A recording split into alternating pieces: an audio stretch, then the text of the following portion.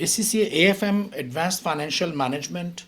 It is actually an optional paper from your professional level. So apart from two mandatory SBR and SBL, you have to choose two optional. And in my opinion, actually, most people, or in fact everybody, should be choosing AFM. AFM, in my opinion, it should be a mandatory paper because it is so important for accounting and finance professionals. I mean, whether you work in practice or you go to industry, everyone in finance, accounting and finance, we see our first milestone as finance managers. And to, work effectively as a finance manager, the knowledge from ACCA AFM is absolutely very essential. Exam structure is like 3 questions in exam. First question is for 50 marks, so that's a long question, and then 2 questions for 25 marks each. 80 marks are your technical knowledge, 20 marks will go to professional skills. I use and recommend BPP study text.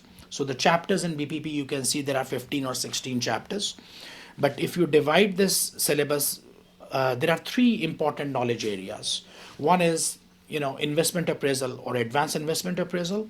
The second is valuation and merger, acquisition, business valuation, and the third one is the risk management. So these are the 3 syllabus areas, which include approximately 8 to 9 chapters of the book. And the 3 questions in exam, definitely they are going to come from these 3 areas. I have a very detailed course on advanced financial management AFM with a lot of practice kit questions with explanation and detailed explanation of every area of the syllabus. And our students always show very good results. Weekly live sessions with me. You get WhatsApp group support by me. You have weekly assignments, you have progress tests, you get mock exams, and I provide my own study resources, very selected study notes and short notes for revision for exam. All it needs to pass your AFM exam is that you need to allocate something like 160 hours to cover the entire activity, which includes watching videos and taking the test and doing assignments and doing at least 40 hours of practice on your own, which is very important. Important syllabus areas are investment appraisal, business valuation and acquisition, and risk management.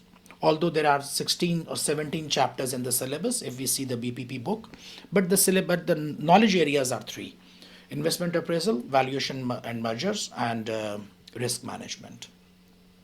Exam does require complex calculation. It also has a discursive part, but the complication of the calculation part is which requires a lot of practice by your side.